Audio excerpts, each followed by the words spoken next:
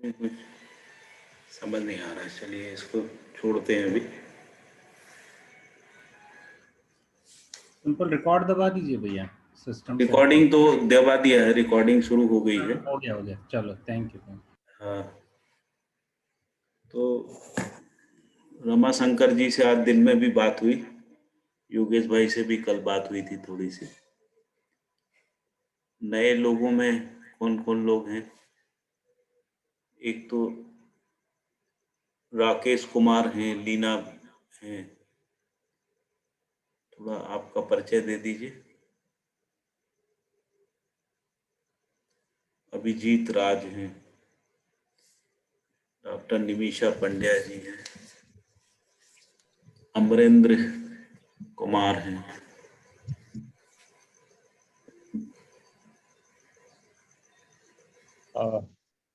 जी लीना लीना और मेरा नाम अमिताभ है और लीना मेरी पत्नी है। लीना 1 मिनट आ जाना।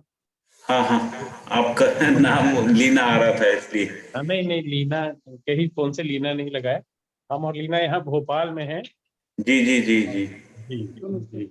नमस्ते नमस्ते। और हमारी एक संस्था है डिबेट के नाम से, हम लोग यहाँ पे चलाते हैं।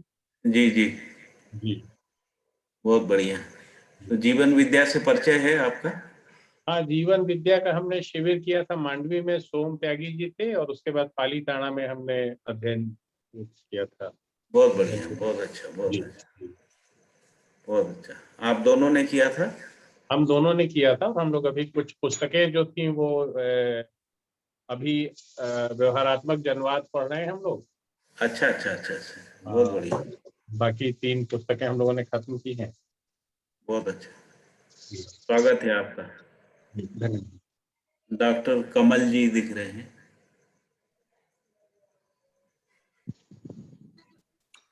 हाँ नमस्कार सर। जी बचावत जी, बताइए। मैं बेंगलोर से बोल रहा हूँ, कमल बछावत। अच्छा आज अभी मुझे लिंक मिला था तो मैंने इमीडिएट ज्वाइन किया था। अच्छा, बहुत बहुत स्वागत है आपका। और वैसे मैं लायंस क्लब से जुड़ा हुआ हूँ जी जी जी। पिछले 45 साल से। और आपने इसका अध्ययन किया है कि जीवन नहीं विद्या शिविर? ना पहली बार मुझे लिंक मिला था, मैंने ज्वाइन किया, मुझे पता नहीं, कुछ भी आइडिया अरे अच्छा अच्छा। एक्चुअली हम लोग जो है ना, जो शिविर किए हुए लोग हैं, नहीं। तो हम लोग पुस्तकों का अध्ययन करते हैं जो नागराज जी ने मध्य दर्शन से पुस्तकें दी हैं, उसका अध्ययन करते हैं। तो मुझे लगता है कि आप आज ज्वाइन करके देख लीजिए। हाँ मैं ज्वाइन कर, कि नहीं, है ना? हाँ जरूर। वैसे मुझे लिंक सूरत से मिला है। जी जी,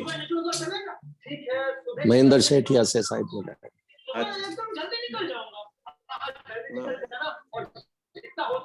हाँ देखता हूँ, मैं समझता हूँ। माइक स्विच ऑफ कर दें सभी लोग। आपका हाँ जी। माइक ऑफ कर दीजिए जी। और अभिजीत राज जी हैं, राकेश कुमार जी हैं। ठीक है, काफी लोग हैं। तो रमाशंकर जी, आप कुछ थोड़ा सा बोलेंगे, कल कहाँ से अपन चले थे?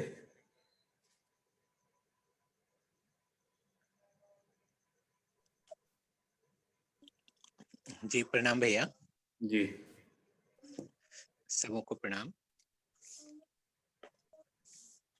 कल की बातचीत में एक बात जो स्पष्ट हो रही थी कि अध्ययन क्या है और अभ्यास क्या है।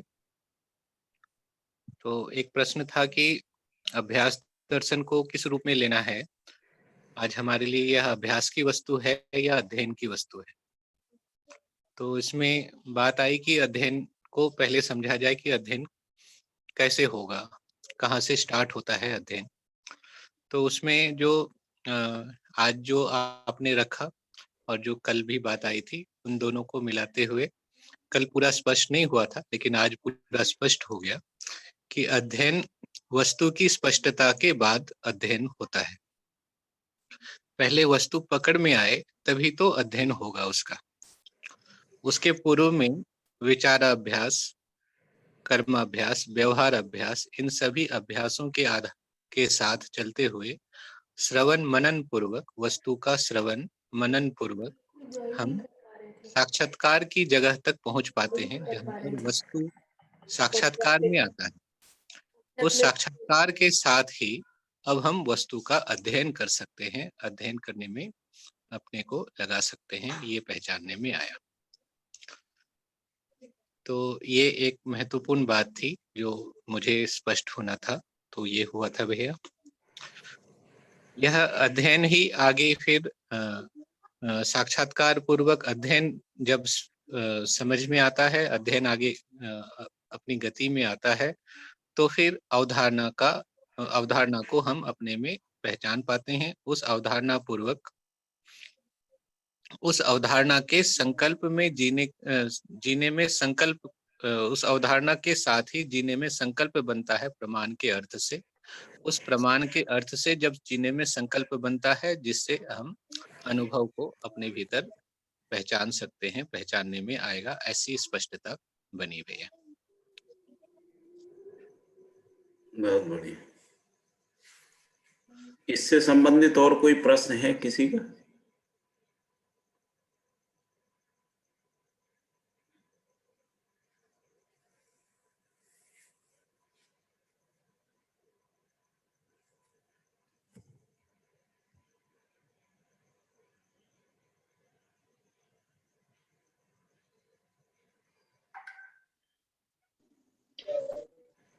जी, कोई प्रश्न है इससे संबंधित?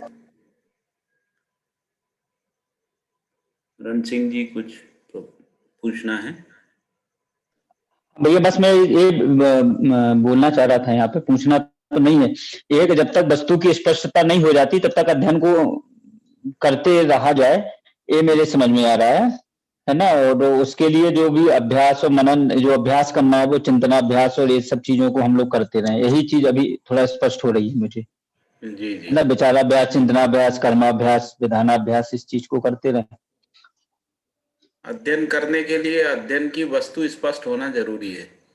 जी भैया। तो यदि अध्ययन की वस्तु स्पष्ट नहीं है तो अध्ययन नहीं हो सकता है ना।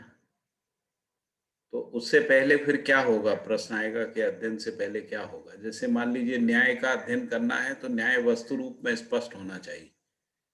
धर्म का अध्ययन करना है तो धर्म वस्तु रूप में स्पष्ट होना चाहिए। सत्य का अध्ययन करना तो सत्य वस्तु रूप में स्पष्ट होना चाहिए। तो यदि न्याय धर्म सत्य हमको वस्तु रूप में स्पष्ट होता है, तभी हम उसकी व्याप्ति को पहचान सकते हैं, स्वयं से लेके विश्व तक में, अखिल ब्रह्मांड तक में उसकी व्याप्ति को पहचान सकते हैं। जैसे न्याय को स्वयं में पहचानना, न्याय को परस्परता में पहचानना, न्याय को परिवार में पहचानना, फिर न्याय को समाज में, राष्ट्र अंतरराष्ट्र में पहचानना, और इसके बाद पूरी प्रकृति में पहचानना, चारों अवस्थाओं की प्रकृति में जो न्याय है उसको पहचानना, ये अध्ययन है। तभी हम ये कह सकते हैं कि हमने न्याय का अध्ययन किया। यदि हमको न्याय वस्तु रूप में स्पष्ट नहीं है तो फिर प्रश्न है कि हम अध्ययन किसका करेंगे, ये प्रश्न पैदा होता है। तो इसलिए हम जिसका अध्ययन करते हैं, और अध्ययन कहाँ होता, प्रश्न उठता है कि अध्ययन कहाँ होता है, तो अध्ययन जीने में ही होता है। तो जब हम परिवार में जीते हैं, समाज में जीते हैं, तभी हमको न्याय समझ में आता है। तो जैसा रमाशंकर जी बता रहे थे कि अध्ययन पूर्वक हम जो भी पठन करते हैं, पठन करते करते हमको वस्तु स्पष्ट हो जाती है। वस्तु का स्पष्ट हो जाना यानी मनन का पूरा हो जाना। मनन पूरा होने से वस्तु स्पष्ट हो गई, जिसको साक्षात्कार कह रहे हैं। तो जब हमको न्याय धर्म सत्य का साक्षात्कार हो जाता है, यानी डाउटलेसनेस आ जाता है, अब हमको कोई संदेह नहीं है, हम उस स्थिति में अपने को पाते हैं। उसके बाद ही न्याय का हम अध्ययन कर सकते हैं। अध्ययन कहाँ करना है? स्वयं में करना है, परस्परता में करना है। हम जिस परिवार व्यवस्था में जीते हैं उस परिवार में करना है। परिवार समूह के रूप में जब हम परिवार मूलक स्वराज व्यवस्था में इसको प्रमाणित करते हैं, वहाँ न्याय का अध्ययन करना है। तो इसीलिए जब हम संविधान पढ़ेंगे, मानवीय संविधान, तो उसमें फिर ये कहा गया है कि व्यक्ति, परिवार, समाज, राष्ट्र, अंतर्राष्ट्र में न्याय, फिर शिक्षा में न्याय, उत्पादन में न्याय, विनिमय में न्याय, इस तरीके से बहुत सारे आयामों में न्याय का अध्ययन होता है। न्याय का अध्ययन होने से न्याय जीने में प्रमाणित होता है, जीने में प्रमाणित होने से न्याय का बोध होता है, न्याय का बोध होता है तो न्याय में अनुभव होता है। तो इस प्रकार से ये क्रिया है। तो प्रश्न है कि ये जो अभ्यास दर्शन है ये इसीलिए है, जैसा मैंने कल भी बताया था कि सह अस्तित्व का अभ्यास करना है। तो सह अस्तित्व का अभ्यास कैसे करना है? तो सह अस्तित्व का अभ्यास चारों आयामों में करना है, अनुभव आयाम में, विचार आयाम में, व्यवहार आयाम में, व्यवसाय आयाम में। इन चारों आयाम में और 5 स्थितियों में करना है, व्यक्ति में, परिवार में, समाज में, राष्ट्र में, अंतर्राष्ट्र में, है ना। और इसके बाद शेष प्रकृति के साथ में। इसी को बाबा जी कह रहे हैं, 4 आयाम और 5 स्थितियों की एक सूत्रता को प्राप्त करना है। तो इस प्रकार से अभ्यास दर्शन में जैसा रमाशंकर जी ने बताया कि अभ्यास दर्शन में कर्माभ्यास है, विचाराभ्यास है, व्यवहाराभ्यास है और चिंतनाभ्यास है और विधानाभ्यास भी है। विधानाभ्यास का मतलब होता है कि जब हम विधि पूर्वक निर्णय प्रक्रियाओं को अपनाते हैं, जिसको सभा विधि भी बोलते हैं, तो उन निर्णयों को कैसे एग्जीक्यूट करना है, कैसे उनका अनुपालन करना है, कैसे उन निर्णयों का लोक व्यापीकरण करना है, लोक स्वीकृत करना है, इसके लिए विधानाभ्यास की आवश्यकता होती है। तो ये जो अभ्यास दर्शन है, ये जैसा मैंने बताया था कि विगत में भी ज्ञान, विवेक और विज्ञान के रूप में देखा गया था, है ना। जिसको हम लोग विवेक कहते हैं, उसको वहां पर वैदिक परंपरा में उपासना कहा गया। बाबा जी ने कर्म दर्शन में ऐसा बोला है कि अध्ययन और अभ्यास ही मूल रूप से उपासना है। अध्ययन में अभ्यास पूर्वक हमको वस्तु स्पष्ट होती है और अध्ययन पूर्वक हम जो हमको वस्तु स्पष्ट हुई है उसके साथ जीने में उसको प्रमाणित करते हैं। जीने में प्रमाणित होता है तो हमको बुद्धि में बोध होता है, बुद्धि में बोध होता है तो आत्मा में अनुभव होता है। इस प्रकार से हम इसको पहचान सकते हैं।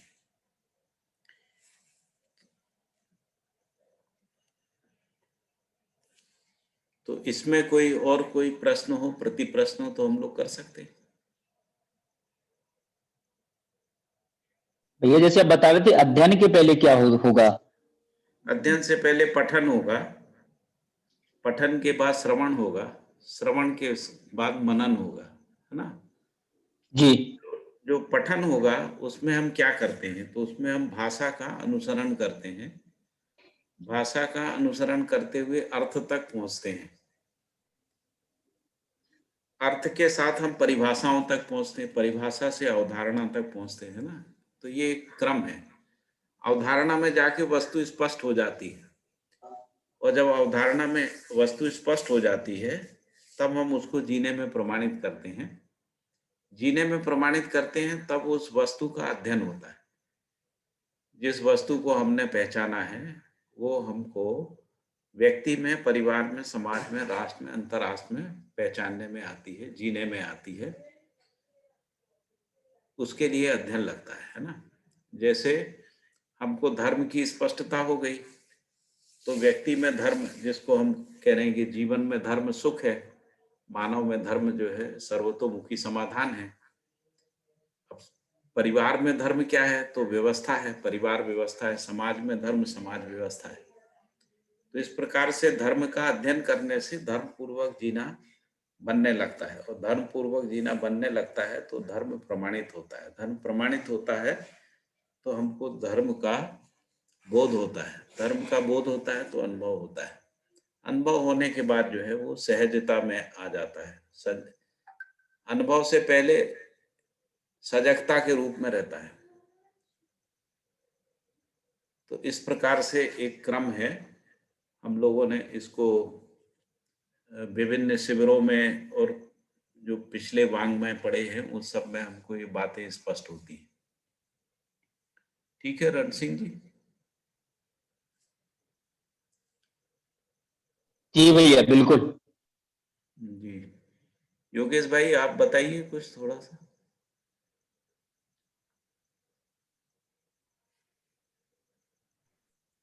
जी भैया। ये जो ये जो क्रम है ठीक है ना? हाँ बिल्कुल ठीक है, जी जी ठीक बताया भैया आपने। जी जी। जिग्नेश भाई आप सुन रहे हैं? जिग्नेश? हाँ ठीक है, बढ़िया एकदम। ठीक है। हाँ हाँ बिल्कुल। तो आज हम लोग अध्याय 1 से शुरू करते हैं। तो भैया अध्याय एक है। एक मिनट भैया, एक प्रश्न है। हाँ हाँ एक स्टेटमेंट है भैया व्यवहार दर्शन के प्रथम अध्याय में कि सह अस्तित्व में अनुभव ही ज्ञान का उद्घाटन है। हाँ और फिर आगे कहा कि सह अस्तित्व में अनुभव में से के लिए अध्ययन है। हाँ तो जो साक्षात्कार में स्पष्टता बनी वस्तु की, और जी। जो सह अस्तित्व में अनुभव से जो ज्ञान का उद्घाटन है, इन दोनों में अंतर को थोड़ा स्पष्ट करेंगे। देखिए, एक अनुभव मूलक विधि है, एक अनुभवगामी विधि है। तो श्रद्धेय बाबा जी ने जो बात लिखी है वो अनुभव मूलक विधि से लिखी है। तो जब उनको सहअस्तित्व में अनुभव हुआ तब ज्ञान का उद्घाटन हुआ। ज्ञान का उद्घाटन हुआ मतलब भ्रम का नाश हो गया। तो उससे पहले भ्रम क्या था, प्रश्न उठता है। तो बुद्धि जो है आत्मा विमुख नहीं थी, आत्मा की ओर अभिमुख नहीं थी। बुद्धि जो है वो सुप्त अवस्था में थी, वो चित्त भ्रमित था।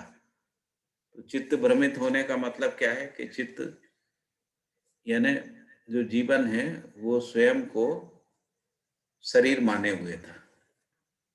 इस रूप में जो है भ्रम था और वस्तु स्पष्ट नहीं थी। ये दोनों स्थितियां थी। तो जैसे ही अस्तित्व से अस्तित्व के रूप में अनुभव होता है तो बुद्धि को ये पता लगता है कि जो बुद्धि अपने को मैं माने रहती है ना, कि मैं हूँ, मैं ही सभी क्रियाकलाप का संचालन करती हूँ जीवन के अंदर या मानव के अंदर। तब ये पता लगता है कि सह अस्तित्व में क्रियाओं का संचालन होता है, सह अस्तित्व में नियंत्रण होता है, संतुलन होता है, सह अस्तित्व पूर्वक व्यवस्था होती है। तो इस प्रकार से ज्ञान का उद्घाटन होता है। इसी ज्ञान के उद्घाटन को जो है चित्त स्वीकार करता है और चित्त के माध्यम से दर्शन के रूप में अभिव्यक्त होता है। दर्शन व शास्त्र संविधान के रूप में चित्त उसको व्यंजित करता है। ऐसा भी हम लोग बोल सकते हैं कि जो अनुभव है वो चित्त के माध्यम से व्यंजित होता है, जिसमें ज्ञान का उद्घाटन शब्द का उपयोग किया है ना। फिर यही जो ज्ञान है वो विवेक और विज्ञान के रूप में जीने में प्रमाणित होता है। जब ये ज्ञान व्यवहार अभ्यास में आता है या व्यवहार में उतरता है तब उसको विवेक कह रहे हैं, और जब ये व्यवस्था में उतरता है तब उसको विज्ञान कह रहे हैं। तो इस प्रकार से ज्ञान ही विवेक है और विवेक ही विज्ञान है। ये स्पष्ट हो रहा है रमाशंकर जी? जी भैया बिल्कुल। और किसी को इस पे कोई प्रश्न करना हो?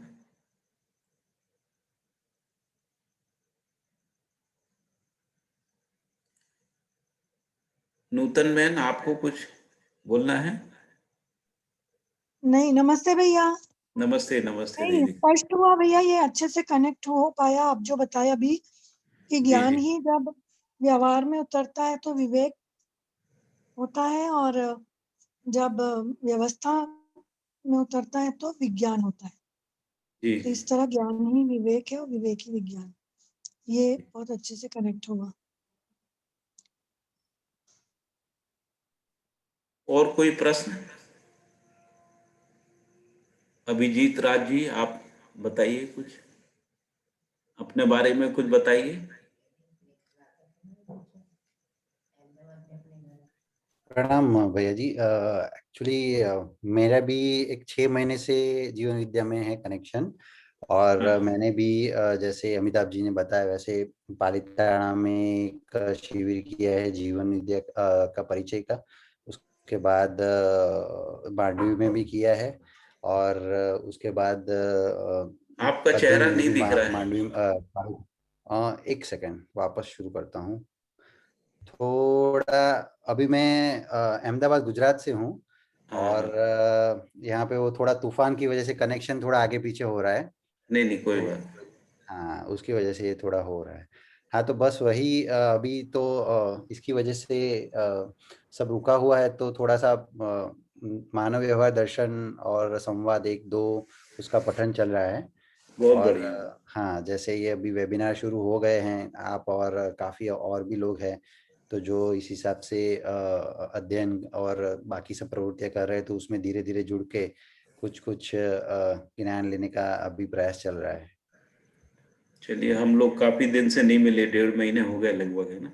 हाँ जी, हाँ जी, मैं एक्चुअली आने वाला था आपके वहाँ पे, पर फिर मुझे खुद ही कोरोना हो गया, तो फिर अच्छा। मैं 15 दिन के लिए फिर खुद क्वारंटाइन हो गया था, तो उसके बाद हम्म। ये सब शुरू किया है। तो कल हम लोगों ने ये प्रश्न किया था कि जो दर्शन है, तो इस दर्शन में व्यवहार दर्शन है, अनुभव दर्शन है, कर्म दर्शन है, अभ्यास दर्शन है, इनका आपस में अंतर संबंध क्या है? तो अनुभव दर्शन जब व्यवहार में आता है तो व्यवहार दर्शन, और जब कर्म में आता है तो कर्म दर्शन, और इन सब का अभ्यास करने के लिए अभ्यास दर्शन है।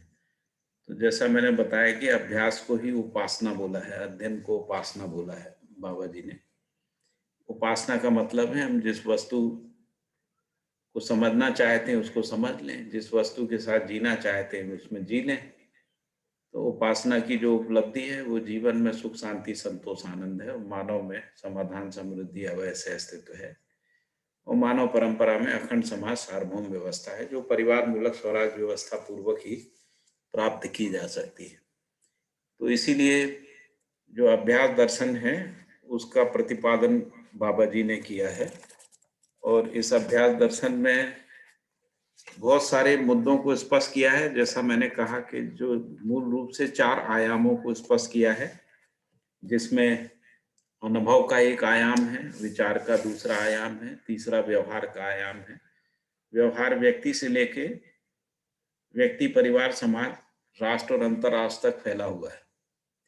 तो व्यवहार आयाम में न्याय धर्म सत्य को पहचानना, व्यवहार आयाम में सह अस्तित्व को पहचानना, यही अध्ययन है। इसी प्रकार से व्यवसाय का आयाम है। तो व्यवसाय भी जो है परिवार से लेके विश्व परिवार तक, यानी अखंड समाज तक व्यवसाय है। अखंड समाज तक जो व्यवसाय है उसी को बाबा जी ने 5 प्रकार की व्यवस्थाओं के रूप में देखा है, जिसको शिक्षा, संस्कार, न्याय, सुरक्षा, उत्पादन, कार्य, विनिमय, कोष और स्वास्थ्य, संयम। इन 5 व्यवस्थाओं में फिर न्याय को देखना, इन 5 व्यवस्थाओं में धर्म को देखना, इन 5 व्यवस्थाओं में सत्य को देखना, यही मूल रूप से अध्ययन है। तो ये जो 5 व्यवस्थाएं हैं ये परिवार से 10 सोपानी व्यवस्था में विश्व परिवार तक रहती हैं। जैसे परिवार से जैसी परिवार समूह बनता है, तो परिवार समूह में शिक्षा, संस्कार, न्याय, सुरक्षा आदि जो व्यवस्थाएं हैं उनमें निष्ठा बनने लगती है, और कुछ कुछ आयामों में प्रमाण आने लगता है। लेकिन जैसे ही 10-10 परिवारों के समूह मिलके ग्राम का गठन करते हैं, तब उसमें 5 आयाम की व्यवस्थाओं का प्रमाण जो है वो हमको स्पष्ट होने लगता है, जिसमें शिक्षा, संस्कार है, न्याय, सुरक्षा है, उत्पादन, कार्य है, विनिमय, कोष है, और स्वास्थ्य, संयम है। 5 व्यवस्थाएं जो हैं जब सुचारू रूप से काम करने लगती हैं, तब हम ये कह सकते हैं कि समाधान, समृद्धि, अभय प्रमाणित हो गया, या समाधान, समृद्धि प्रमाणित हो गया और अभय में निष्ठा बन गई। और अगले आयाम में जाके, अगले जो 2 सोपान हैं उसमें जाके अभय प्रमाणित होता है, और इसी प्रकार से और आगे के जो आयाम हैं उन आयामों में सह अस्तित्व का प्रमाण आता है।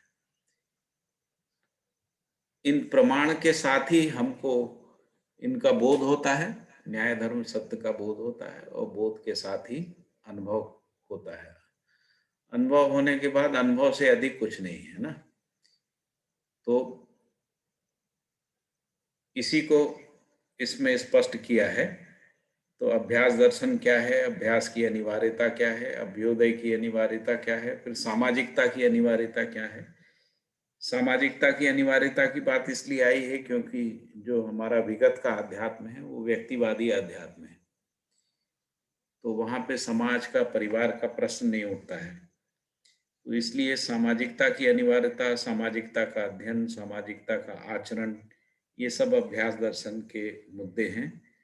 फिर स्थापित मूल्यों की अनिवार्यता क्या है, सर्वथा सबके लिए कैसे स्थापित मूल्य समान है। फिर जन आकांक्षाओं को सफल बनाने के लिए शिक्षा व्यवस्था क्या है, समाज व्यवस्था क्या है, मानव संस्कृति क्या है, व्यक्तित्व प्रतिभा का संरक्षण के अर्थ का क्या अर्थ है। फिर न्याय पाना, सही करना ही सामतः जन आकांक्षाएं हैं। इस प्रकार से अभ्यास दर्शन के बहुत सारे मुद्दे हैं। फिर जैसा मैंने कहा कि बाद के अध्यायों में व्यवस्था की बात आई है, तो उन्होंने कहा कि जो भ्रमित समाज है, जिसको हम लोग वर्ग समुदाय कहते हैं, है ना, वो द्वितीय अवस्था है समाज की, लेकिन वो समाज नहीं है। और वही समस्या है, क्योंकि मानव समाज नहीं बनता है जब तक वर्ग, समुदाय, जाति, मत, पंथ में बटा रहेगा मानव, तब तक मानव समाज नहीं बनेगा। तो मानव समाज नहीं बनेगा तो व्यवस्था का प्रमाण नहीं आएगा। फिर इसके बाद कहा कि लाभ जो है वो उत्पादन नहीं है। फिर विनिमय की अनिवार्यता को बताया। कई लोग ऐसा सोच लेते हैं कि हमने उत्पादन कर लिया, विनिमय की आवश्यकता क्या है। तो विनिमय के बिना समाज की सारी आवश्यकताएं पूरी नहीं हो सकती हैं। इसलिए अभ्यास दर्शन में फिर विनिमय की बात आई है। विनिमय क्यों जरूरी है, विनिमय से क्या होता है। तो विनिमय पूर्वक ही वस्तुएं सुलभ होती हैं हर परिवार को, इसलिए विनिमय की अनिवार्यता है। फिर इसके बाद राजनीति, धर्म नीति, अर्थनीति की बात आई है ना। और फिर व्यवस्था के और सारे आयाम जो है वो अगले अध्यायों में स्पष्ट हुए। तो इस प्रकार से अभ्यास दर्शन की विषय वस्तु का एक हमारे चित्रण के लिए मैंने कुछ बिंदु आपके सामने रखे हैं।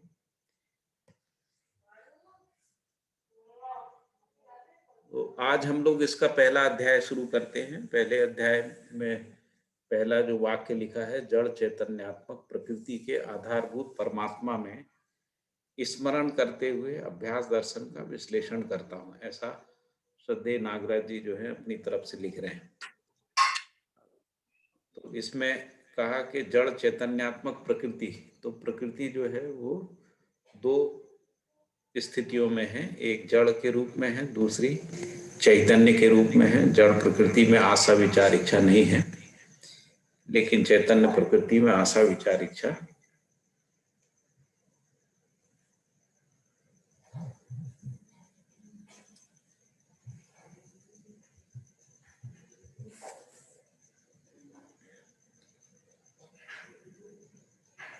तो कह रहे हैं कि जड़ चैतन्यात्मक प्रकृति जो है उसका आधारभूत परमात्मा में स्मरण करते हुए अभ्यास दर्शन का विश्लेषण कर रहा हूं। यहाँ परमात्मा का स्मरण नहीं लिखा, परमात्मा में स्मरण की बात लिखी हुई है, क्योंकि सत्ता में संप्रक्त जड़ चैतन्य प्रकृति है, तो अनुभव करने वाली जो आत्मा है उसमें परमात्मा की पारगाम्यता है।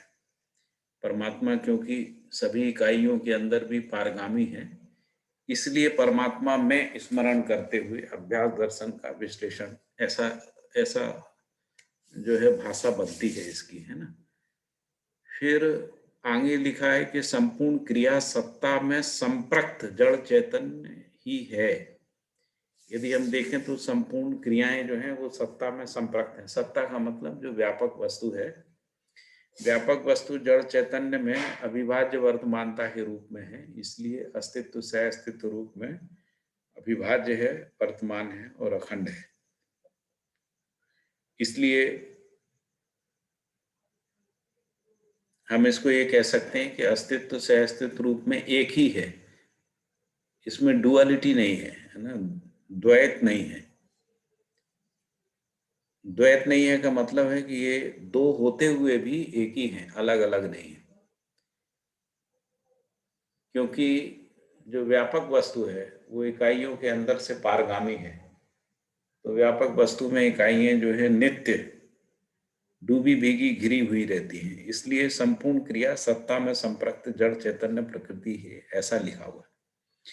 फिर लिखा है कि जो चैतन्य अवस्था है, जिसको अपन जीवन कह रहे हैं, चैतन्य अवस्था में ही क्रिया पूर्णता और आचरण पूर्णता की संभावना आवश्यकता है। तो परमाणु में जो विकास होता है, परमाणु जो है गठन पूर्ण, जब गठन पूर्णता को प्राप्त करता है तब उसमें जीवन संक्रमण की घटना होती है। जीवन संक्रमण की घटना और गठन पूर्णता एक ही बात है। और इसके बाद जीवन में जीवनी क्रम होता है। जीवनी क्रम का मतलब है जीवन जीव शरीरों को चलाते हुए फिर अग्रिम यात्रा करता है और फिर मानव शरीर का संचालन करता है। तो मानव शरीर का संचालन करते समय पहले भ्रमित मानव के रूप में रहता है और इसके बाद उसमें जागृति प्रमाणित होती है, उसी को क्रिया पूर्णता कह रहे हैं।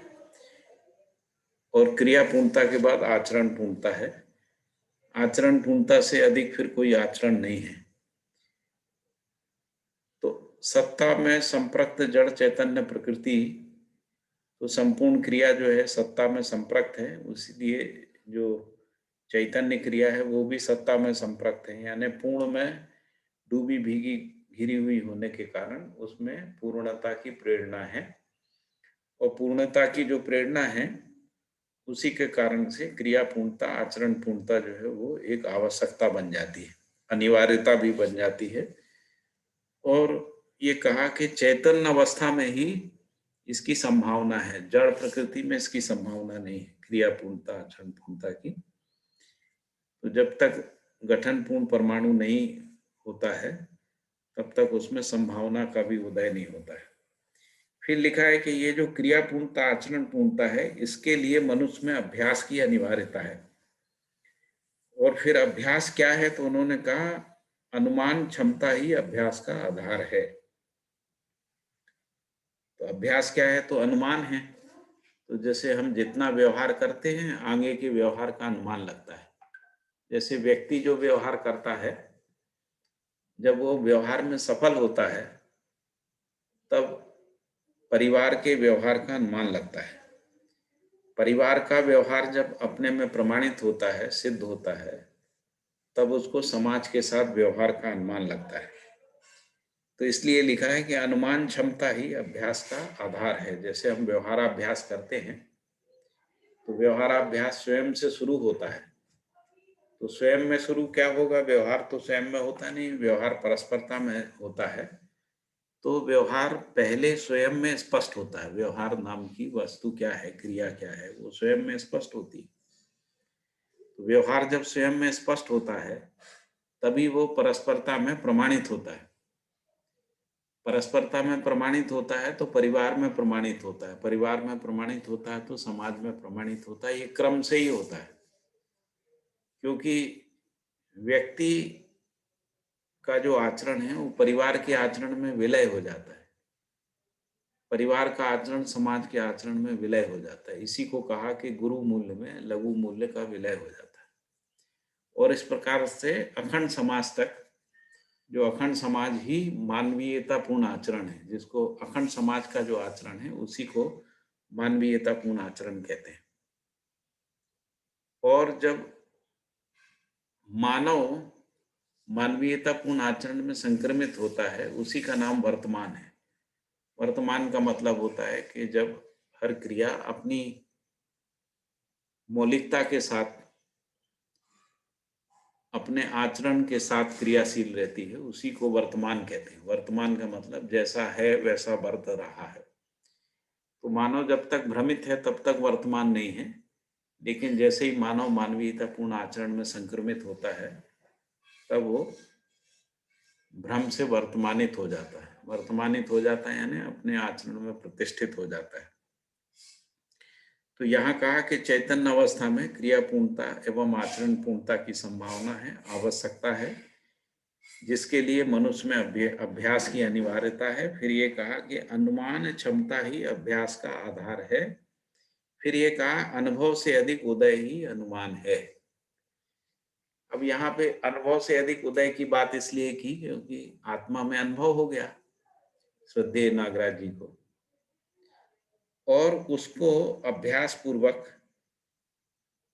जब जीने में उतारा तो वहां पर अनुमान जो है उसका उपयोग हुआ।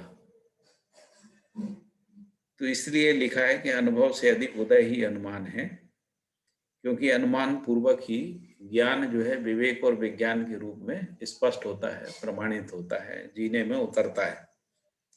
तो इसीलिए लिखा है अनुभव से अधिक उदय ही अनुमान है। फिर अगला सूत्र है कि अभ्योदय, अभ्योदय ही अभ्यास की प्रत्यक्ष उपलब्धि और प्रमाण है। और अभ्योदय को लिखा है उन्होंने सर्वतोमुखी समाधान। सर्वतोमुखी समाधान का मतलब होता है व्यक्ति, परिवार, समाज, राष्ट्र, अंतरराष्ट्र तक समाधान की व्याप्ति, या परिवार से लेकर विश्व परिवार तक 10 सोपान में, 5 स्थितियों में, 4 आयाम में, 5 व्यवस्थात्मक कार्यक्रम में समाधान का होना, उसको अभ्योदय कह रहे हैं। उसी को सर्वतोमुखी समाधान कह रहे हैं। सर्वतोमुखी समाधान परिवार, समाज, राष्ट्र, अंतरराष्ट्र, इस तरीके से सर्वतो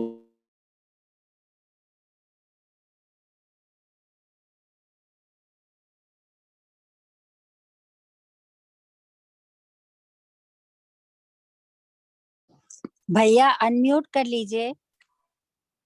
जी, अब आ रही ना आवाज? जी जी, आ रही है भैया।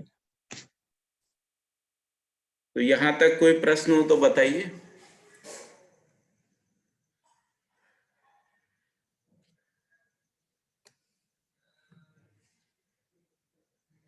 भैया यहाँ तक? हाँ जी। चैतन्य अवस्था में ही क्रिया पूर्णता एवं आचरण पूर्णता की संभावना आवश्यकता है। आवश्यकता किस बात सह अस्तित्व विधि से ही आवश्यकता है या कैसे है भैया इसको? क्योंकि अस्तित्व स्वयं को प्रमाणित होने के अर्थ में क्रियाशील है, इसलिए आवश्यकता है। और फिर मैंने इसमें ये भी कहा कि अनिवार्यता भी है, क्योंकि बाबा जी ने व्यवहार दर्शन में कहा कि जागृति अनिवार्य है। मतलब कोई भी जीवन जो है इस बात के हट को ज्यादा देर तक नहीं रख सकता है कि उसको जागृति नहीं चाहिए। तो जागृति की ओर सहज गति है। भ्रमित अवस्था में भी जागृति की स्वीकृति है। जैसे मानव जब तक न्याय को नहीं पहचानता है, अन्याय को पहचाने रहता है, यानी अन्याय के रूप में भ्रमित रहता है, तब भी न्याय नाम की कोई वस्तु है ऐसा उसके अंदर स्वीकृत रहता है। जैसे जो लोग विश्वास में नहीं जी पाते हैं, अविश्वास में जीते हैं, लेकिन उनको ये अंदर में स्वीकृत होता है कि विश्वास कोई वस्तु है, इसलिए वो ये नहीं कहता है कि विश्वास नहीं होता है, विश्वास का अस्तित्व नहीं, ऐसा नहीं बोलता है। वो कह रहा है कि मैं विश्वास में नहीं जी पा रहा हूँ, है ना, लेकिन विश्वास स्पष्ट नहीं होता है। तो इससे पता लगता है कि उसकी आवश्यकता भी है, संभावना भी है और अनिवार्यता भी है, ऐसा स्पष्ट होता है। बिल्कुल भैया। और इसीलिए उन्होंने लिखा भी है जिसके लिए मनुष्य में अभ्यास की अनिवार्यता है ना। फिर लिखा है कि अनुमान क्षमता ही अभ्यास का आधार है, अनुभव से अधिक उदय ही अनुमान है, अभ्योदय ही अभ्यास का प्रत्यक्ष उपलब्धि और प्रमाण है। अभ्योदय यानी सर्वतोमुखी समाधान। सर्वतोमुखी समाधान जो है व्यक्ति, परिवार, समाज, राष्ट्र, अंतरराष्ट्र है। सर्वतोमुखी समाधान अनुभव, विचार, व्यवहार और व्यवसाय आयाम में है। सर्वतोमुखी समाधान जो है वो 5 व्यवस्थात्मक कार्यक्रमों में है, जिसको हम लोग शिक्षा, संस्कार से स्वास्थ्य संयम तक कह रहे हैं। शिक्षा में समाधान है ना, उत्पादन में समाधान, इस तरीके से समाधान की व्याप्ति को हर आयाम, हर कोण, हर परिप्रेक्ष्य में समझना और जीने में प्रमाणित करना, यही उपलब्धि है और यही प्रमाण भी है। कोई पूछेगा कि अभ्यास दर्शन की उपलब्धि क्या है, ये जो सहअस्तित्ववादी अध्ययन कर रहे हैं इसका उपलब्धि क्या है, तो ये सर्वतोमुखी समाधान ही इसकी उपलब्धि है। फिर लिखा है कि ज्ञानावस्था की निर्भ्रम इकाई में व्यापक सत्ता में ज्ञान एवं प्रकृति दर्शन प्रसिद्ध है। तो ज्ञानावस्था की निर्भ्रम इकाई में, तो ज्ञानावस्था की निर्भ्रम इकाई का मतलब है कि जिसने सत्ता में संप्रक्त जड़ चैतन्य प्रकृति का अनुभव किया है, यानी स्वयं के होने को सह अस्तित्व में पहचाना है। सह अस्तित्व में अभिभूत जीवन अपने को निर्भ्रम इकाई के रूप में पहचानता है। इसमें दो बातें लिखी हैं, व्यापक सत्ता में ज्ञान एवं प्रकृति दर्शन प्रसिद्ध है। तो ज्ञान, क्योंकि ज्ञान व्यापक वस्तु है, इसलिए उसका वो कोई दृश्य नहीं है, क्रिया नहीं है, क्योंकि जो दर्शन है वो क्रिया का होता है, क्रिया शून्यता का दर्शन नहीं होता, क्रिया शून्यता का अनुभव होता है। और जब क्रिया शून्यता के साथ क्रियाओं को देखा जाता है तब उसका दर्शन होता है ना। इसलिए यहाँ पर दो शब्दों का प्रयोग किया है, ज्ञान एवं प्रकृति दर्शन प्रसिद्ध है। तो प्रकृति दर्शन का मतलब है चारों अवस्थाओं की प्रकृति में जो संपूर्ण क्रियाकलाप है उसको सह अस्तित्व में पहचानना, यही प्रकृति दर्शन है। क्योंकि प्रकृति चार अवस्थाओं में है, पदार्थावस्था, प्राणावस्था, जीवावस्था, ज्ञानावस्था, इस रूप में प्रकृति है।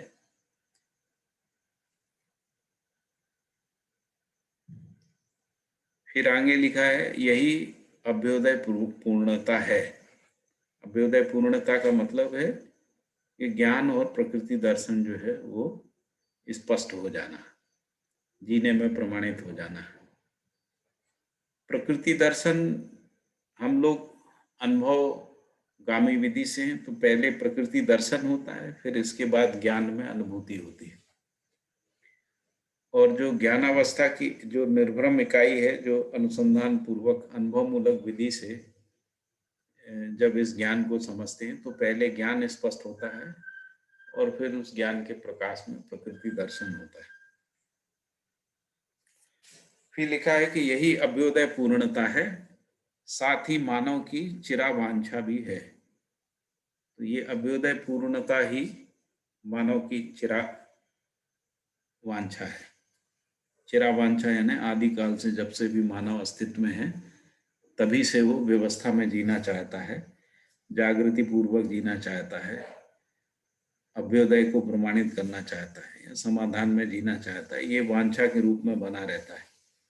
इसलिए किसी न किसी अंश में प्रत्येक मनुष्य में व्यापक सत्ता में अनुभूति एवं प्रकृति की व्यंजना प्रसिद्ध है।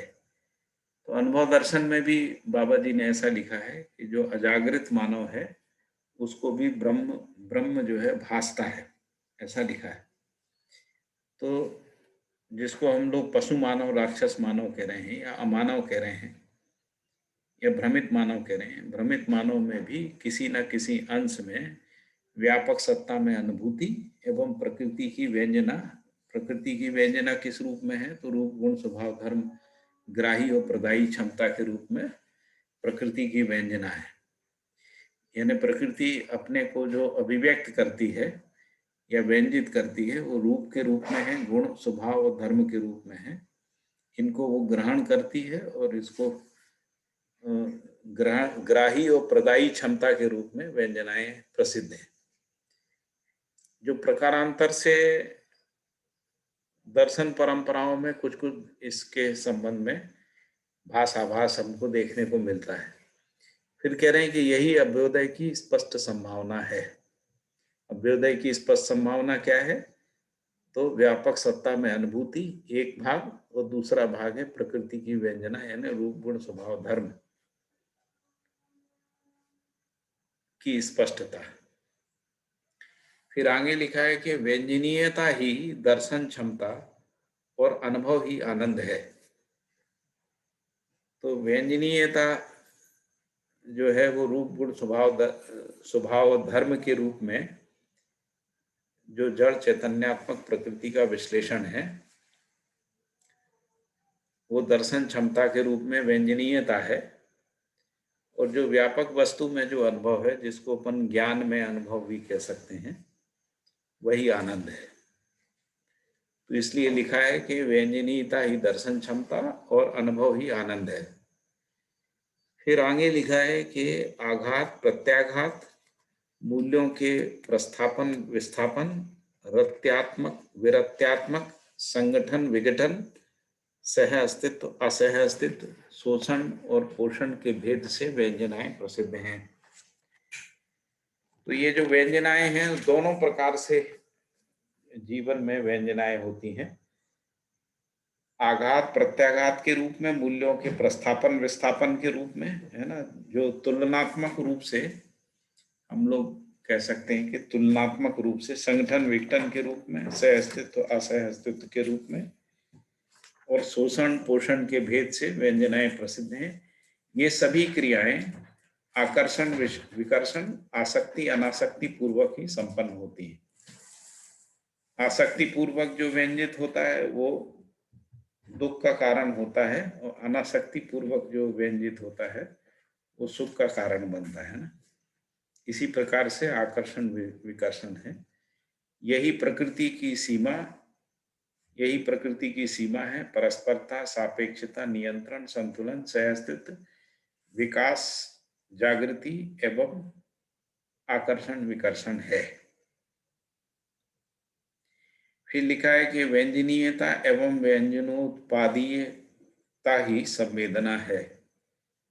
तो जो व्यंजनीयता है जीवन में या प्रकृति में, जो व्यंजनीयता है रूप गुण स्वभाव धर्म के रूप में, और उसका जो प्रभाव है जिसको व्यंजनोत्पादीयता भी कह रहे हैं, इसी को संवेदना कह रहे हैं। यही संवेदना है।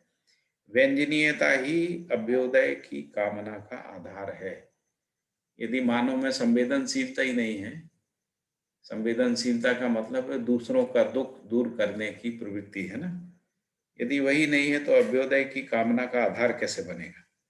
तो व्यंजनीयता ही अभ्युदय की कामना का आधार है। मन वृत्ति चित्त बुद्धि में ही व्यंजित होने और व्यंजित करने की क्षमता और प्रक्रिया पाई जाती है। आत्मा में व्यंजना नहीं होती है, आत्मा में केवल अनुभूति होती है। इसलिए मन वृत्ति चित्त बुद्धि में व्यंजित होने और व्यंजित करने, जैसे हम व्यंजित होते हैं तो हमारे अंदर बहुत प्रकार के इमेजिनेशन बनते हैं, है ना, कल्पनाएं बनती हैं, चित्रण बनते हैं, जिस उन सभी के योगफल में समझदारी और ना समझी दोनों रहती है। तो जो समझना ही व्यंजना है, ऐसा भी बाबा जी ने कहा है, कर्म दर्शन में ऐसा कहा है। तो व्यंजित करने की क्षमता एवं प्रक्रिया पाई जाती है, यही संस्कार व विचार क्षमता है। और यदि व्यंजित नहीं हो रहा है तो उसका मतलब है कि संस्कार की कमी है, विचार क्षमता की कमी है। जैसे आसक्ति पूर्वक जो है संस्कार नहीं है, कुसंस्कार है, और आसक्ति में लिप्त जो जीवन होते हैं उसमें विचार क्षमता का ह्रास हो जाता है। तो इसलिए लिखा है व्यंजनीयता ही अभ्युदय की कामना का आधार है। मन वृत्ति चित्त बुद्धि में ही व्यंजित होने और व्यंजित करने की क्षमता व प्रक्रिया पाई जाती है। व्यंजित करने का मतलब है दूसरे को समझा पाना। जो समझ हमारे अंदर व्यंजित हुई है उस समझ को दूसरे तक संप्रेषित कर पाना, अभिव्यक्त कर पाना, है ना, इसी को कहा जा रहा है व्यंजित करने की क्षमता। और प्रक्रिया भी पाई जाती है और उसको कह रहे हैं कि यही संस्कार व विचार क्षमता है। फिर अगला वाक्य लिखा है चैतन्य निकाय में ही संचेतना को प्रकट करने की योग्यता है। यहाँ पर संचेतना शब्द आया है और ऊपर संवेदना आया था। तो संचेतना का मतलब होता है कि जब मन वृत्ति चित्त बुद्धि आत्मा के अंदर जो क्रियाकलाप है वो मानव के अंदर परावर्तित होता है, मानव के आचरण में परावर्तित होता है, तब उसको संचेतना कहते हैं। तो चैतन्य निकाय में ही संचेतना को प्रकट करने की योग्यता है, जबकि यह योग्यता रासायनिक यानी जड़ क्रियाकलाप में नहीं है। फिर लिखा है अभ्युदय की कामना चैतन्य इकाई में पाई जाती है। यह कामना ज्ञानावस्था में विशेषता पाई जाती है, यानी जो जीवावस्था है उसमें भी कामना आशा के रूप में रहती है, लेकिन विशेष रूप से ज्ञानावस्था की इकाई, ज्ञानावस्था की इकाई का मतलब है ऐसा जीवन जो मानव शरीर को चलाता है, वो ज्ञानावस्था में है। ज्ञानावस्था की चैतन्य इकाई में ही अभ्यास के प्रति निष्ठा एवं लक्ष्य के प्रति जिज्ञासा होती है। ज्ञानावस्था की चैतन्य इकाई में ही अभ्यास के प्रति निष्ठा एवं लक्ष्य के प्रति जिज्ञासा होती है। तो यहाँ पर अपना पहला अध्याय पूरा हुआ। अब इसमें कुछ हम लोग चर्चा करना चाहें तो कर सकते हैं। फिर कल हम अध्याय 2 पढ़ेंगे।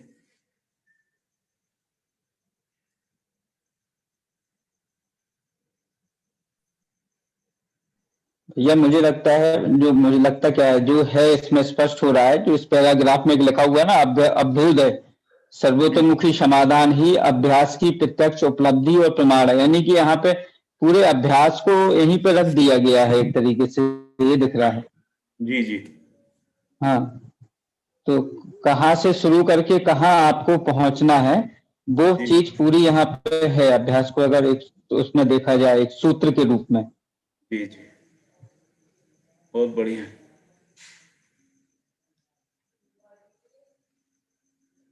और बताइए। भैया अनुभव से अधिक उदय ही अनुमान है। हाँ, तो जो अनुभव मूलक विधि से तो ये बात समझ में आती है। आज अनुभवगामी विधि से जो हमें भास होते हैं सत्य के, तो भास से अधिक जो हमारे भीतर अनुमान बनता है उसको भी कह रहे हैं क्या? भास से अधिक आभास है, आभास से अधिक प्रतीति है, प्रतीति से अधिक बोध है, बोध से अधिक अनुभव है ना। अनुभव से अधिक की कल्पना नहीं है। तो इसलिए भास, आभास, प्रतीति, अनुभूति, ये क्रम है, क्योंकि बोध और अनुभव एक साथ होता है। तो इसलिए भास, आभास, प्रतीति, अनुभूति ऐसा बोला गया है। तो भास तो कह रहे हैं कि वो अजागृत व्यक्ति को भी रहता है, जीव चेतना में भी भास रहता है। भास का मतलब है वास्तविकताएं कल्पना में स्वीकृत रहती है, यानी न्याय, धर्म, सत्य आदि जो कल्पनाएं हैं, जो स्थापित मूल्य हैं, उनका अस्तित्व ऐसा स्वीकार रहता है। और इसीलिए इसी स्वीकृति के कारण से आदर्शवाद में ईश्वर के प्रति स्वीकृति रहती कि ईश्वर नाम की कोई सत्ता है। ईश्वर का पता नहीं होता है, वस्तु रूप में ईश्वर क्या है ये स्पष्ट नहीं रहता है, लेकिन ईश्वर है ऐसा लोग माने रहते हैं। और क्योंकि वस्तु रूप में ईश्वर स्पष्ट नहीं रहता है, यानी ब्रह्म स्पष्ट नहीं रहता है, व्यापक वस्तु स्पष्ट नहीं रहती है, इसलिए हर व्यक्ति अपने अपने तरीके से ईश्वर को मान लेता है अपनी कल्पना के अनुसार। और यही आदर्शवाद का जो है भ्रम है।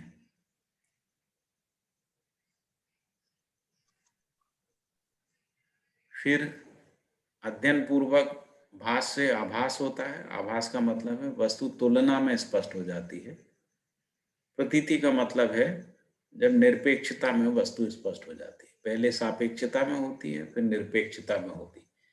निरपेक्षता का मतलब है कि जब तुलना में अध्ययन नहीं होता, जैसे हम लोग पहले वस्तुओं को न्याय अन्याय, धर्म अधर्म, सत्य असत्य, प्रिय अप्रिय, हित अहित, लाभ अलाभ, इन दृष्टियों से वस्तु का अध्ययन करते हैं। इन दृष्टियों से जो वस्तु की स्पष्टता होती है, जिसमें उनका रूप गुण आदि स्पष्ट हो जाता है, उसी को आभास कह रहे हैं। धर्म का अनुमान लगने लगता है, स्वभाव का और धर्म का अनुमान लगने लगता है। फिर जब प्रतीति होती है, जिसको हम लोग प्रतीति कह रहे हैं, वही साक्षात्कार है। प्रतीति में रूप गुण स्वभाव धर्म जो है निरपेक्षता में स्पष्ट हो जाता है। उससे पहले तुलना में होता है, फिर निरपेक्षता में हो जाता है, उसको प्रतीति कह रहे हैं। प्रतीति के बाद जब प्रतीति जीने में प्रमाणित होती है, तब अनुभूति होती है। अनुभूति में अनुभव और बोध दोनों क्रियाएं शामिल रहती हैं। ठीक है भैया? ये बहुत बढ़िया भैया। तो सुनील भाई ठीक है? ये जो कह रहे हैं भैया, अनुमान क्षमता ही अभ्यास का आधार है। हाँ, तो भास से आभास की तरफ का जो अनुमान है, आभास से प्रतीति की तरफ का जो अनुमान है, वही हाँ, अभ्यास का आधार बनता है। ऐसे ही है अनुभवगामी विधि में। जी भैया। क्योंकि यदि मान लीजिए कि हमको कुछ आगे दिख ही नहीं रहा है तो हम अभ्यास किसका करेंगे? तो हमको कुछ कुछ दिखता रह जाता है, उसी को संभावना कहते हैं। संभावना का मतलब होता है जीवन प्रकाश ही संभावना के रूप में रहता है। तो जीवन जहां तक देख पाता है वही जीवन का प्रकाश है, उसी को कांति भी कहते हैं। तो कांति में ही हमको वस्तुएं स्पष्ट होती हैं, यानी वस्तु का जो रूप है वो स्पष्ट होता है। और रूप का मतलब है रूप, गुण, स्वभाव, धर्म, चारों की स्पष्टता कांति में ही होती है।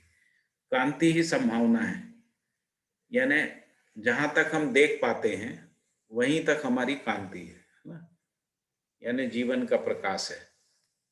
तो जीवन जो है वो संभावना की दिशा में ही गति करता है, मानव भी संभावना की दिशा में ही गति करता है। जहां संभावना नहीं होती है उस तरफ मानव में गति नहीं है ना। तो इसीलिए भास से आभास, आभास से प्रतीति, प्रतीति से अनुभूति, ये एक क्रम है। बहुत बढ़िया भैया।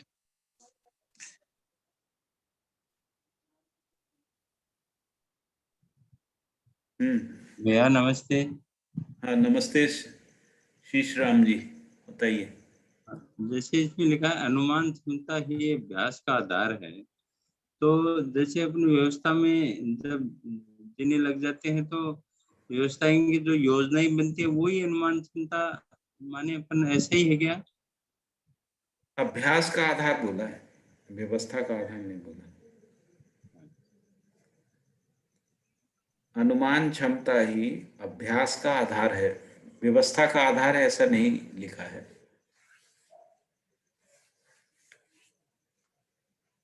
और भैया ये अभ्यास किस चीज का, मतलब? अभ्यास जो है 5 प्रकार का अभ्यास बोला है अभ्यास दर्शन में। उसमें व्यवहाराभ्यास है, विचाराभ्यास है, कर्माभ्यास है, चिंतनाभ्यास है और विधानाभ्यास है। इस तरीके से 5 प्रकार के अभ्यास की बात आई है।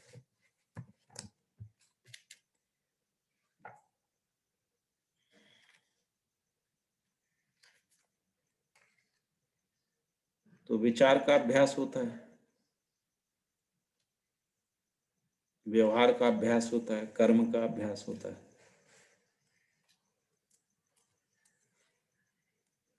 और चिंतनाभ्यास होता है। चिंतनाभ्यास पूर्वक ही हमको जो न्याय धर्म सत्य है उसकी व्याप्ति होती है। फिर विधानाभ्यास है।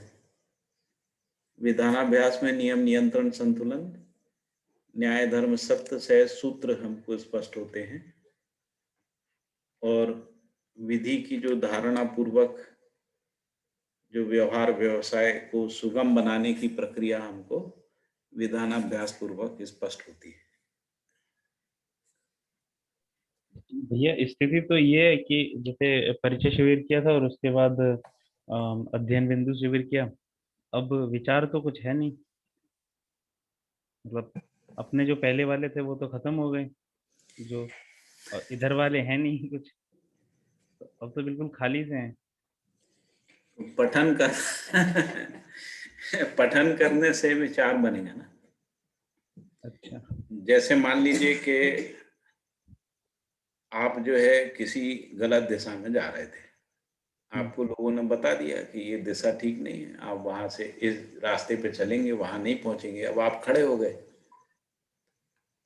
तो खड़े होने के बाद प्रश्न आएगा कि सही दिशा क्या है। तो आप सही दिशा के लिए लोगों से पूछेंगे।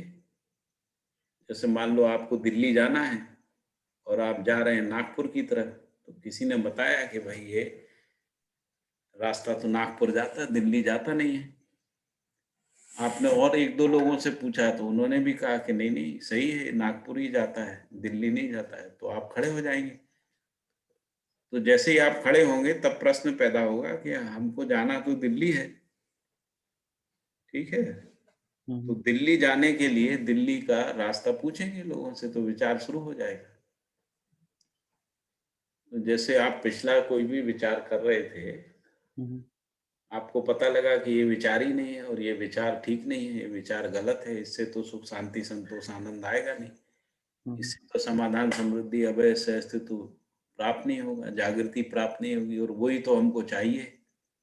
तो आपका विचार ठहर गया, है ना। आपको लगा यार ये हम पता नहीं कहाँ फंस गए थे जाके, है ना। अब प्रश्न है कि फंस गए थे, यहाँ पर ठहर तो सकते नहीं। तो फिर विचार शुरू होगा कि फिर सही बात क्या है, सही रास्ता क्या है, जिससे हम जो पाना चाहते हैं, जहाँ पहुंचना चाहते हैं वहां पहुंच जाएं। तो इसलिए विचार खत्म नहीं होता है ना, विचार सही दिशा में नियोजित हो जाता है, विचार की को दिशा मिल जाती है। तो विचार को जब दिशा मिलती है तो प्रकृति दर्शन होता है ना, आत्म दर्शन होता है, सह अस्तित्व दर्शन होता है ना। उसी को जीवन दर्शन ज्ञान बोल रहे हैं, अस्तित्व दर्शन ज्ञान हो रहा है। तो जैसे जैसे हम ज्ञान की दिशा में आगे बढ़ते हैं, वैसे वैसे हमारे अंदर सुख शांति संतोष आनंद की संभावनाओं का उदय होता है। और हमको लगने लगता है कि हम तो यही तलाश रहे थे, यही खोज रहे थे। जैसे आपको शिविर में लगा होगा, यार हम खोज तो यही रहे थे, ये तो मिल नहीं रहा था, है ना। तो वो संभावना का उदय हो गया। अब संभावना के उदय के बाद आप संभावना की तरफ जाएंगे, ठहर के थोड़ी रुक जाएंगे, है ना। तो इसलिए जब आप उस संभावना की तरफ जाएंगे तो विचार चलेगा, कैसे चलना है, कितनी गति से चलना है, कब तक पहुंचना है ना, आदि आदि विश्लेषण शुरू हो जाएगा। विश्लेषण शुरू होगा तो आप दूसरों के साथ चर्चा करेंगे, विमर्श करेंगे, बातचीत करेंगे, पूछेंगे, पठन करेंगे, कभी वीडियो सुनेंगे, कभी रिकॉर्डिंग सुनेंगे, क्योंकि आपकी तो प्यास है ना। तो जब तक वो प्यास तृप्त नहीं होगी तब तक आपके अंदर विचार क्रिया चलती रहेगी, रुकेगी नहीं, है ना। ठीक है ना। लेकिन एक और मतलब जो मुझे एक और प्रॉब्लम आती दिखती है, मतलब जब मैं बुक्स उठा के पढ़ता हूँ तो क्या है कि शुरू में तो ज्यादातर एक ही जैसा है हर बुक का, पहला 3-4 पन्ना, तो वो तो कुछ कुछ आता है समझ में। जब पहली बार कोई चैप्टर पढ़ने जाता हूँ तो ऐसे इतनी ऐसा लगता है बहुत एनर्जी लग रही है इसमें, बस बंद कर दो अब से।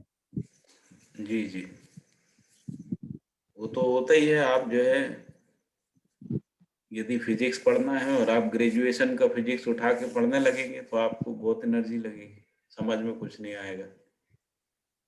तो जैसे आपको फिजिक्स पढ़ना है तो फिजिक्स पढ़ने का एक क्रम होता है। तो पहले कुछ फंडामेंटल चीजें जो है वो स्पष्ट होती हैं, फिर धीरे धीरे उसके थ्योरी पार्ट्स स्पष्ट होते हैं, फिर उसका जो है विज्ञान का जो पक्ष है वो स्पष्ट होता है ना। तो फिर उसका जो गणितीय पक्ष है वो स्पष्ट होता है, फिर उसका जो अंदर का व्यवस्था पक्ष है वो स्पष्ट होता है ना। तो अभी हम लोगों को धीरे धीरे क्रम से आगे बढ़ना पड़ेगा। अभी जैसे इसमें है चैतन्य अवस्था में ही क्रिया पूर्णता एवं आचरण पूर्णता, तो क्रिया पूर्णता ये जीवन क्रिया के उसमें संदर्भ में है या फिर पूरे शरीर और जीवन दोनों के संदर्भ में? मानव के संदर्भ में है ये। जब हम जीव चेतना से मानव चेतना में संक्रमित हो जाते हैं उसका नाम है क्रिया पूर्णता, और जब मानवीयतापूर्ण आचरण को पूरा प्रमाणित कर लेते हैं उसका नाम आचरण पूर्णता है। तो क्रिया पूर्णता आचरण पूर्णता दोनों मानव में ही होती है, लेकिन मानव के अंदर क्रिया पूर्णता और आचरण पूर्णता को पाने का जो प्रयास है वो जीवन ही करता है ना, शरीर नहीं करता है। शरीर केवल उसमें सहयोग देता है। इसलिए शरीर को माध्यम की तरह से हम लोगों ने माना हुआ है।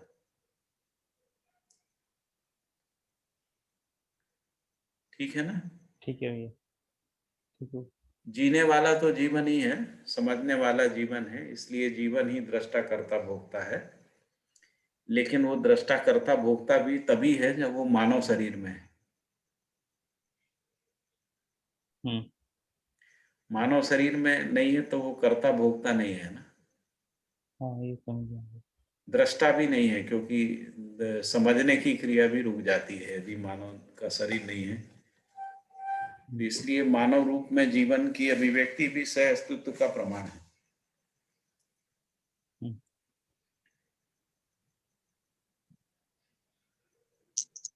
भैया, नमस्ते भैया। जी नमस्ते दीदी, बताइए। भैया, अभी आप जो कह रहे हो कि मानव शरीर में ही जीवन दृष्टा कर्ता भोगता है ना? जी। तो जैसे परंपरा में ये बात आई है कि जैसे मृत्यु के बाद हम जैसे नरक भोगना, जो कहते हैं कि पाप कर्म करेंगे तो वेदना होगी और ऐसे जो भोगेंगे, तो वो भोगना नहीं होएगा। वो भी भोगना ही है। नहीं तो वो मतलब व्हाट वो इज भी इट भोगना। एग्जैक्टली यानी? मतलब जो हम शरीर के साथ भोग रहे थे वही मृत्यु के बाद भोगते, बस उतना ही है, उससे ज्यादा नहीं होता है। जैसे हम शरीर में रहते हुए हमारा विचार जहां जहां घूमता रहता है ना, मृत्यु के बाद भी वहीं वहीं घूमता रहता है। तो विचार जब आसक्ति या विकारों से ग्रसित रहता है तो शरीर में रहते हुए भी आदमी दुखी रहता है। शरीर नहीं रहने में उनकी स्मृति के साथ दुखी रहता है। जैसे स्वप्न में होता है ना, जैसे मतलब मानव में भय रहता है तो स्वप्न में भय रहता है। मानव शरीर में रहते हुए भय से मुक्त हो सकता है, लेकिन स्वप्न में भय से मुक्ति का कोई प्रोविजन नहीं है, प्रावधान नहीं है अस्तित्व में। मतलब हम स्वप्न में रहें और वहां पे हम भ्रम से भय से मुक्त हो जाए, वो नहीं है। उसके लिए मानव शरीर में आना पड़ेगा। जी तिमिशा जी कुछ पूछ रहे थे आप? नहीं सॉरी भैया, मेरा कोई सॉरी बात भैया, ऐसे ही मेरा ऑन हो गया। जी। भैया लेकिन जैसे परंपरा में सुनने में आता है कि जब जीवन शरीर छोड़ देता है और वो किसी सार्थक काम में लगा रहता है तो वो सार्थकता का जो काम है वो बढ़ जाता है, वो बहुत सारे लोगों को प्रेरित करता है या प्रेरणा देता है, ऐसा कुछ सुनने में भी रहा है। वो जागृति के बाद हो सकता है, जागृति से पहले क्या प्रेरणा देगा? जी जागृति के बाद होगा, भ्रम में तो नहीं हुआ, भ्रम में तो वो खुद ही परेशान रहेगा ना। वो खुद ही प्रेरित नहीं है तो दूसरे लेकिन परेशान रहेगा तो परेशान और करेगा। लेकिन भैया अभी तो देखा ना, आवेश जीवन तो दूसरे को ही परेशान करता रहता है। वो क्या है कि आदमी डरा हुआ रहता है ना। जैसे मान लीजिए हम जी मृत्यु का भय है, जब हम मानव शरीर में हैं तब मृत्यु का भय है। तो स्वप्न में मृत्यु होगी तो भयभीत होंगे, इतनी ही तो घटना घटती है बस। हमारे अंदर कोई चित्रण बना कि किसी ने हमको मारा है ना, मारने के लिए प्रयास किया तो हम डर गए। तो हम शरीर में रहते हैं तब भी डर जाते हैं, और जब हम स्वप्न में रहते हैं तब भी डर जाते हैं। तो स्वप्न में शरीर नहीं होता है ना, जागृति में ही शरीर रहता है। जब हम जगे हुए रहते हैं तभी, यानी मानव शरीर के साथ तभी। तो जो डर पहले था वो डर अभी भी बना हुआ है, तो कुछ नया नहीं जुड़ गया है उसमें, ना कुछ कम हो गया है। जैसे जो मूर्खता हमारे अंदर शरीर के रहते हुए रहती है, वही मूर्खता हमारी स्वप्न में भी बनी रहती है। तो ऐसा नहीं होता हम स्वप्न में ज्यादा मूर्ख हो जाते हैं या कम मूर्ख हो जाते हैं, हम जितने रहते हैं उतने ही रहते हैं। जैसे हमारी आसक्ति शरीर में रहते समय जिन विषयों में रहती है, वही आसक्ति स्वप्न में भी रहती है। उदाहरण देते हैं, जैसे मान लो किसी को रसगुल्ले खाने की में आसक्ति है तो सपने में रसगुल्ले खाता रहता है ना। जी भैया। इसी को भोगना कह रहे हैं, यही भोगना है। अभी भी हम भोग ही रहे हैं। यदि मान लीजिए नरक की अवधारणाओं को देखें तो जो आसक्ति और विकार से ग्रसित जो विचार है वही नरक है। ऐसा हम लोग, उसी को बाबा जी ने भी व्यवहार दर्शन में नारकीय विचार कहा है, नारकीय व्यवहार कहा है ना। तो नारकीय और व्यवहार और नारकीय विचार ही दुख का कारण है। तो हम चाहे शरीर में रहें चाहे शरीर में नहीं रहें, शरीर में नहीं रहेंगे तो जो विचार था वही विचार हमारा चलता रहेगा जीवन में। फिर जब हम नया शरीर लेंगे तो वो विचार अभिव्यक्त नहीं होता है, उसी को विस्मृति कहते हैं कि हम भूल गए, लेकिन वो विचार का संस्कार बना रहता है, संस्कार नहीं खत्म होता है, स्मृति खत्म हो जाती है। स्मृति भी खत्म इसलिए हो जाती है क्योंकि ब्रेन तैयार नहीं होता है उसको प्रकट करने के लिए। ब्रेन को उसको अभिव्यक्त करने के लिए ब्रेन को विकसित होना होता है ताकि वो जीवन के अंदर का जो संस्कार है उसको विचार रूप में व्यक्त कर सके। तो इसीलिए वो कहते हैं कि मृत्यु के बाद स्मृति का लोप हो जाता है। ठीक है, समझ में आ रहा है? भैया तो भैया इसमें तो ऐसे भी देख सकते हैं, जैसे लंबे समय तक अगर किसी चीज को हम नहीं लेते हैं, उसमें व्यक्ति या विचारों में नहीं लेते, तभी उसको एक कई जगह बहुत सारी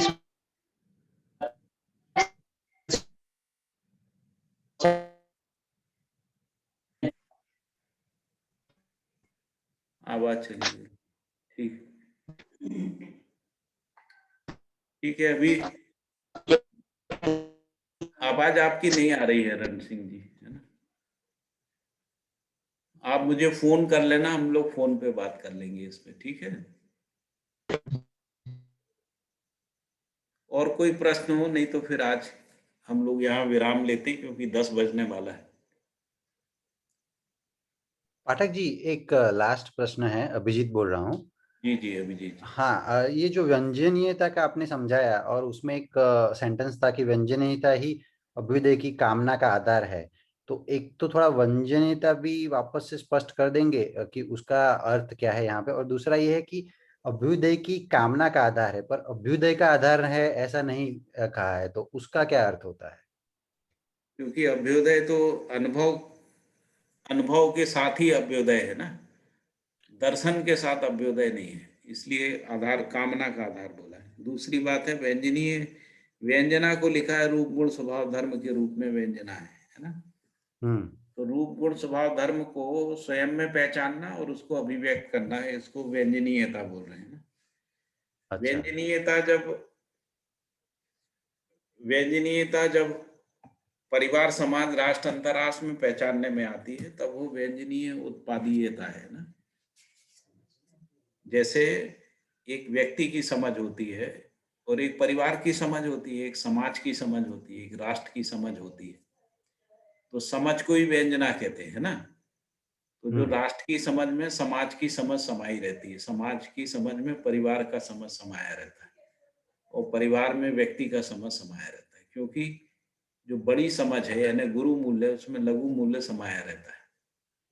तो इसलिए जो व्यंजनीयता है वही तो पूरी मानव जाति का क्रियाकलाप है, जो क्रियाकलाप के रूप में ही व्यंजनीयता को हम लोग पहचानते हैं। और वो जो क्रियाकलाप है वो विचार व्यवहार व्यवसाय के रूप में है। और यदि उसके मूल में व्यंजना है तो व्यंजना क्या है? रूप गुण स्वभाव धर्म है।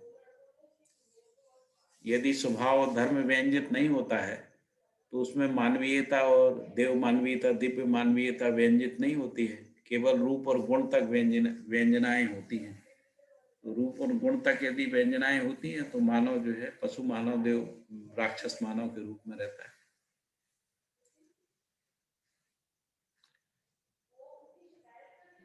ठीक है, धन्यवाद भैया जी ठीक है, फिर कल मिलते हैं। हरि हर, सभी को धन्यवाद भैया, नमस्ते। हरिहर भैया। हरिहर भैया।